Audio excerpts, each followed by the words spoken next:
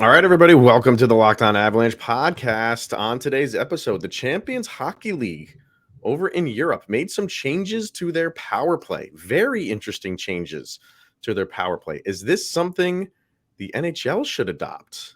We'll talk about that. And Cale Makar gets his season grade. A new episode of Locked On Avalanche coming at you. You're Locked On Avalanche, your daily podcast on the Colorado Avalanche. Part of the Locked On Podcast Network, your team every day.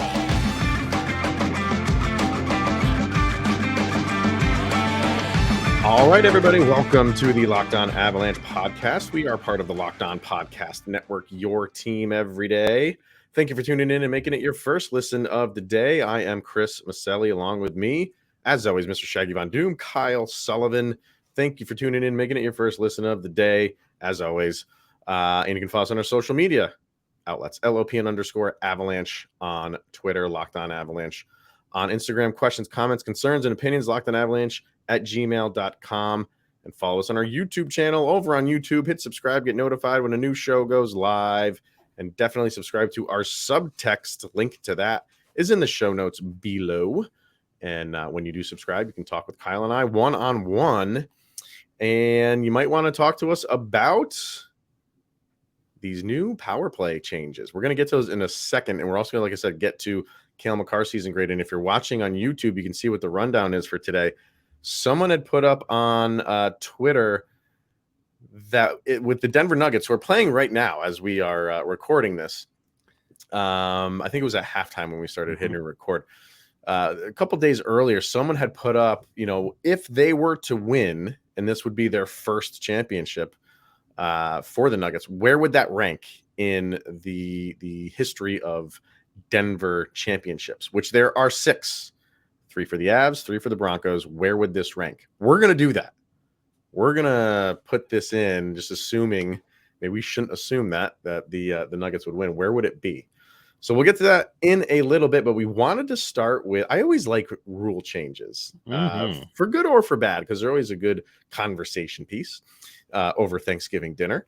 And for this, this was the Champions Hockey League over in Europe, made 3 changes to their power play.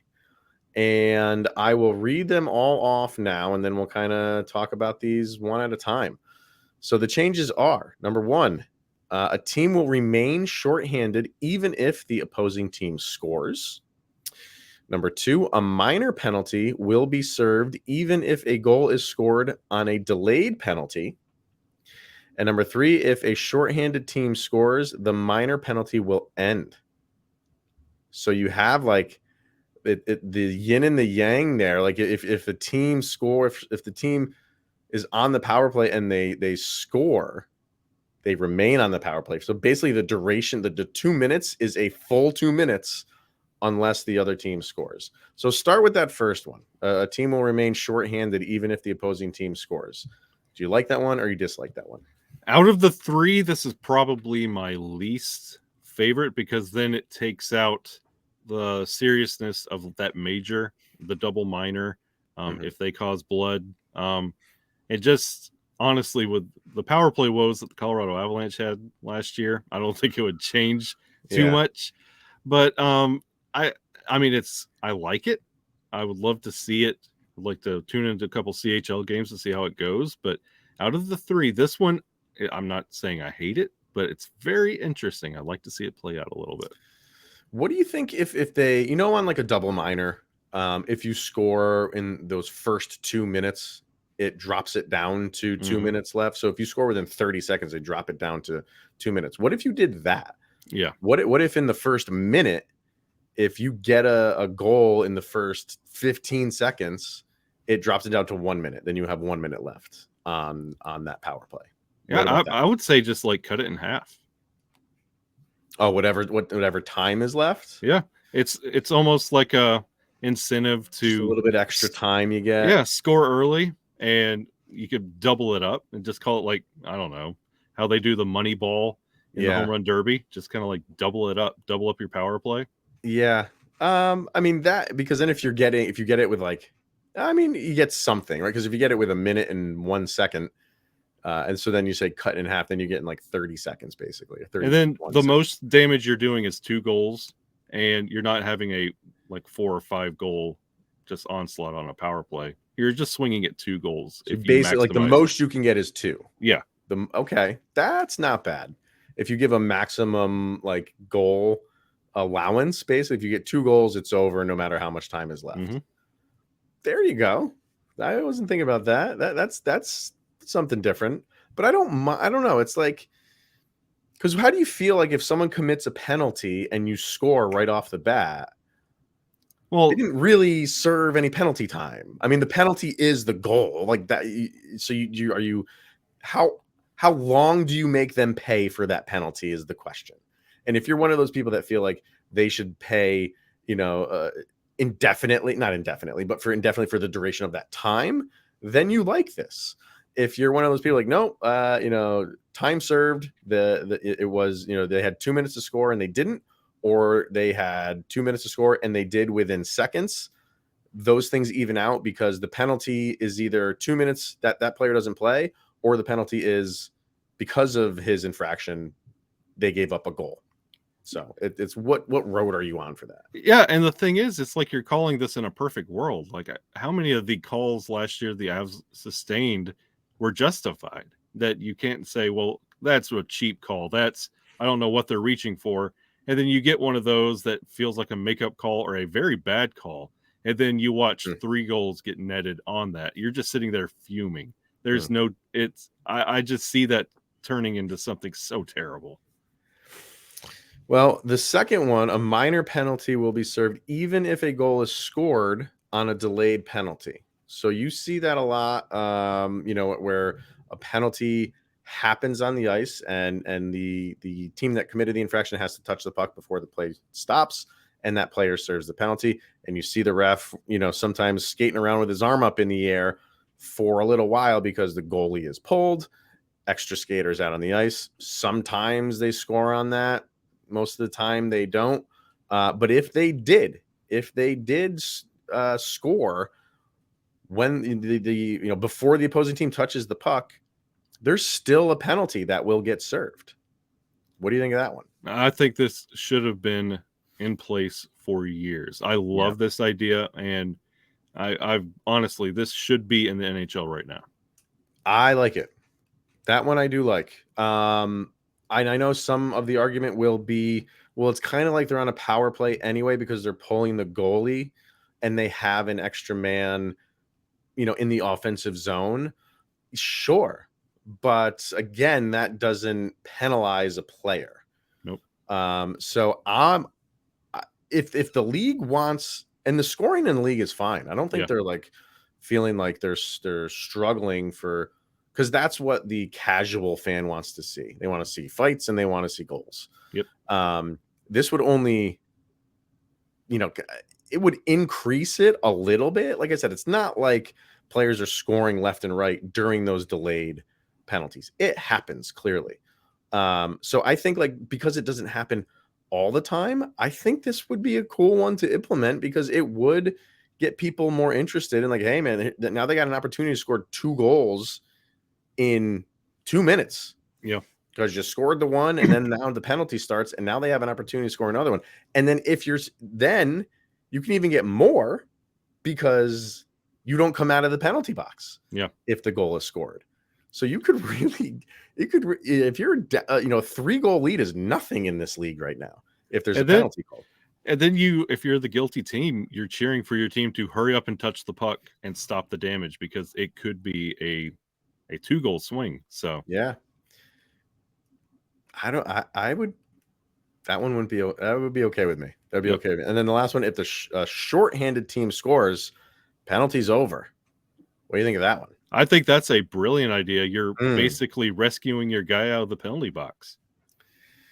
You think it would make teams take a little bit more of a chance on defense for the team that's down to maybe take a little bit of a chance that, like you said, to get him out of jail. But you're taking a risk there, clearly, when you're on defense, down a man already. That's sports, baby. Yeah, it's calculated risks. You set So up your penalty kill just with one that a chaser, if you will. yeah, one that I would add is penalty shots.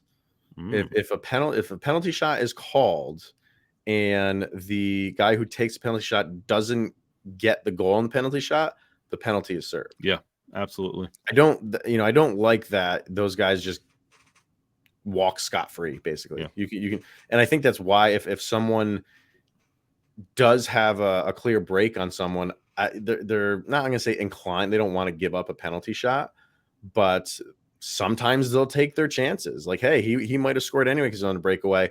Let's have it be where our goalie is ready and set up. And then if he stops it, I'm right back out on the ice.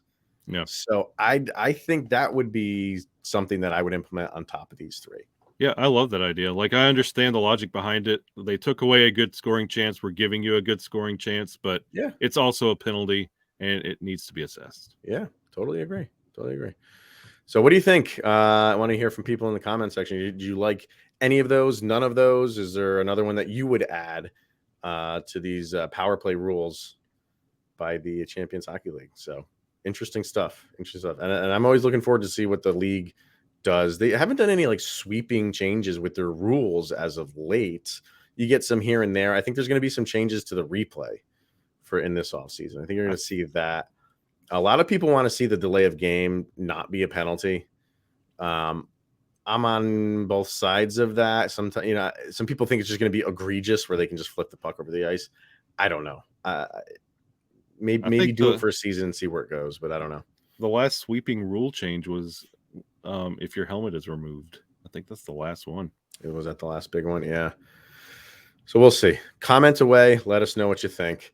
All right, let's hear from Gametime, and then we are going to get to Cale Makar's season grade. And buying tickets to your favorite events shouldn't be stressful, and Gametime is the fastest and easy way to buy tickets for all the sports, music, comedy, and NBA Finals games near you. With killer deals on last-minute tickets and their best price guarantee, you can stop stressing over the tickets and start getting hyped for the fun of watching the Denver Nuggets in the final. And what are some of the things that we like about the Gametime app? Those flash deals on last-minute tickets are fantastic, easy to find and buy tickets for every kind of event in your area. Images of the seat views is absolutely key, and they have the lowest price guaranteed, event cancellation, and even job loss protection. So download the Gametime app, create an account, use the promo code LOCKEDONNHL for $20 off your first purchase. Terms do apply. So again, create the account and redeem the code LOCKEDONNHL for $20 off. Download Gametime today. Last minute tickets, lowest price guaranteed. So yesterday we had Nathan MacKinnon, and that was an easy A. And Cale Makar is today. And once again, we have A's across the board, my friend, here on if you look on YouTube. The percentages there are pretty interesting, though. Yeah. So A's for all three social media accounts. For YouTube, it was 51%. For Twitter, it was 57%. For Instagram, 72%. Usually those three are in line. One maybe is a few points above the other. But from YouTube to Instagram, that's a 21-point difference in terms of who felt he was a flat A. But still, he gets all A's. And Kyle and I both went with an A minus. Probably would have been in that flat A to A plus range had he been healthy all season long. But I think because that's really the only thing I can really ding him for is the games played, including the playoffs. It was 78, and he missed the playoff game because of the suspension. And still, he had 71 points on the season. So, we remove the postseason, and he was still a point per play or point per game player. And I don't know if there's some people who gave him like a B. And I don't know if we're at the point with him where it's because we expect so much from him to have, gaudy numbers every single year when it doesn't happen because he didn't play a full season. maybe people want to say like, well, he didn't play up to his standard. I think for what he did play, I think he absolutely did. And for those, I understand the B voters because of the total number that he ended up the year with. But that also it goes hand in hand with the missed games. And it's one of those that we get to play the fantasy stat here. If he did get to play, he would be on pace for having the same, if not better, year than he did the previous year, where he won the Norris, the Conn Smythe. He walked home with all the hardware.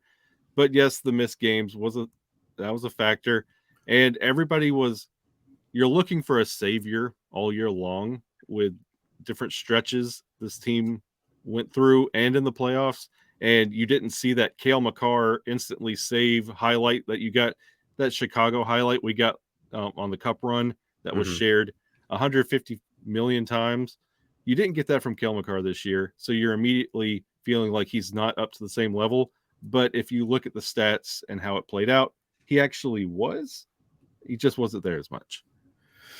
Yeah, I have his games played wrong on there. Those are Nathan MacKinnon's games played. So he played 66 games on the season. He had 60 during the regular season and then the 6 in the postseason. So 66 games played, 71 points total. So he, over the course of full season or a season, including the playoffs, he was a point per game player.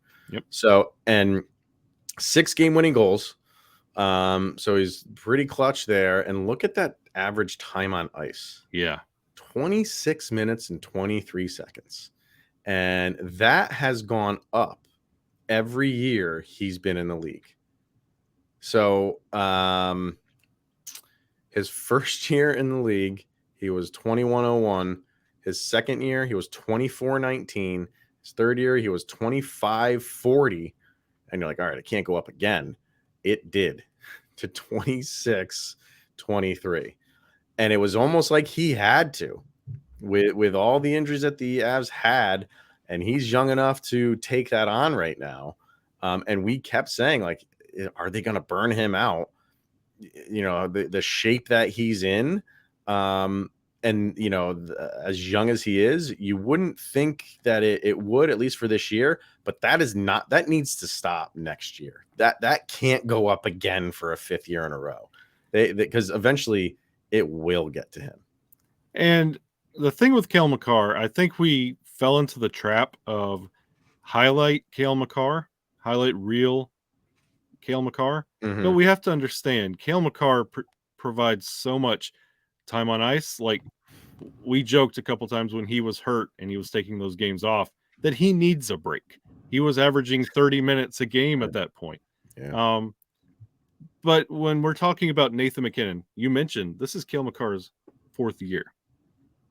Like, you're seeing the same kind of production in that slow build in Cale Makar that you see in Nathan MacKinnon year after year.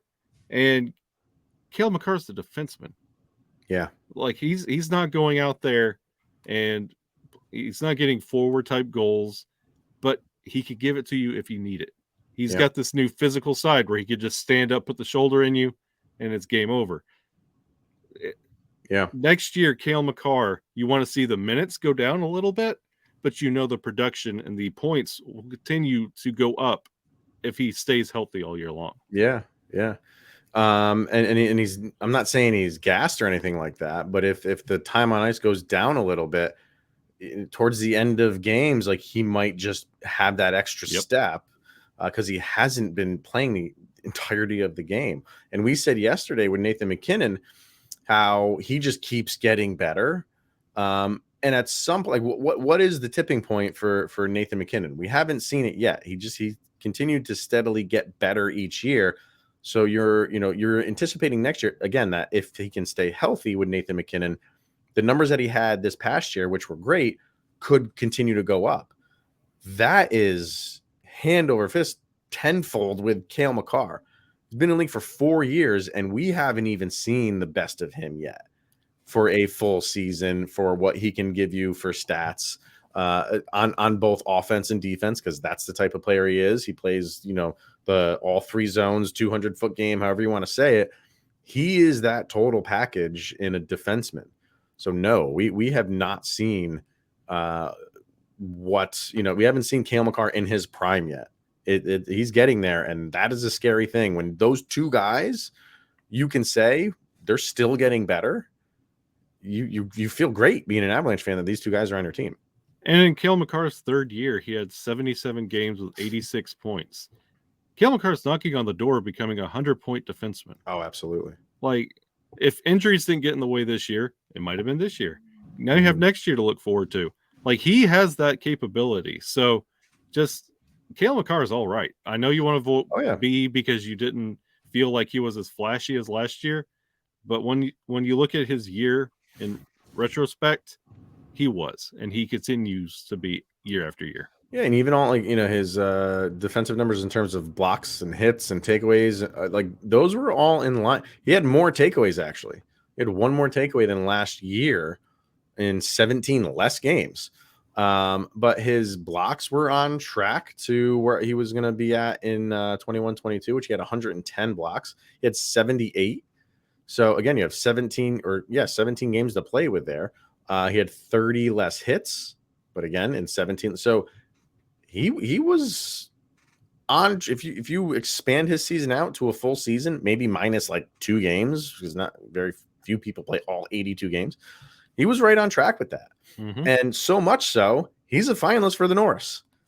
We keep forgetting that. We don't think he's going to win it. But if some people want to say he had a down season, a quote unquote down season, not falling off a cliff season by any stretch of the imagination, but not a season we were expecting from him. Yeah. Well, voters across the league still think he was one of the 3 best defensemen in the league. And that just goes to show how, what people think of him right now. He's the Connor McDavid of defensemen. There you go. I think that is the best way to say it. Absolutely.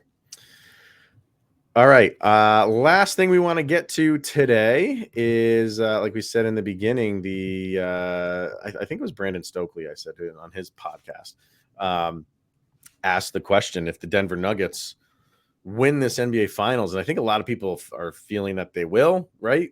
That is not. Oh yeah, I absolutely. This is the Nuggets to lose. You're more the NBA guy than I am, but I know that this Nuggets team is very good, and I know that the Heat team is kind of like playing with house money right now because they're the number 8 seed. But hey, so's Florida in our sport, and we think they have a shot against Vegas. So of course Miami's got a shot, but I think a lot of people are feeling like the Nuggets should take this thing. So where would this rank? This would be their first championship ever. This is their first final ever. So they're up against 6 other championships, 3 from the Avalanche in 96-01 and obviously just last year, and 3 for the Broncos in Super Bowl 32, 33, and Super Bowl 50. I guess what's your if you follow the show on Twitter, I put my top 3 up there. What would be your number 1? What's your number 1 overall championship for the city of Denver? Well, and I know the city of Denver also has an MLS championship in 2010 with the Rapids. Yeah, we're not going there. And the Colorado Mammoth, congratulations on their congratulations those teams. Right. Yeah. And they're fighting for another one this year as well. But honestly, and this is not because I'm part of Locked On Avalanche. Mm-hmm. I mean, in 96, when the Avs came to town and won their first cup and the first title in Denver, right, solidifying Denver as this kind of, shifting the focus on, hey, maybe we should pay attention. And then you get the success with the Broncos. It just felt like a perfect thing at the perfect time. And then the Avalanche come back around, and it just felt like, quote unquote, title town for the later part of the 90s and early 2000s. This was the place to be. So you couldn't really start this without the Avalanche in 96. Yeah, I mean, and look, we're talking about championships here. Mm-hmm. So whatever one we don't put, or whatever one we put last, doesn't mean that wasn't an important championship. Like, if you win a championship, they're all huge, they're all important, they're all big, but some just are better than others. And for me, Super Bowl 32 was, you can't match that if you ask me. Interesting. It was John Elway, just, his entire career going there a handful of times before and not winning, not even coming close, getting blown out in all the Super Bowls he was in. And then to go up against Green Bay, and they were a 2-touchdown underdog going into that game. And that game from beginning to end is one of the best Super Bowls ever played. It was a tight game. Terrell Davis just took over. John Elway really didn't have the best game in that game. He had an okay game. I don't even think he threw for 200 yards in that game. And everybody remembers the run. Exactly. Like his spinorama run. Like that, it was just all, and that was their first championship. To me, that is almost going to be impossible to beat from a Denver area championship game. That to me is number one. Number two, I wouldn't even put the 96 one there for the Avs. I know that's a big one because that's their first time, but I feel a lot of people feel like it was already a good team coming here. And hey, that's not the Avalanche fault. That's not Denver's fault that they inherited a good team.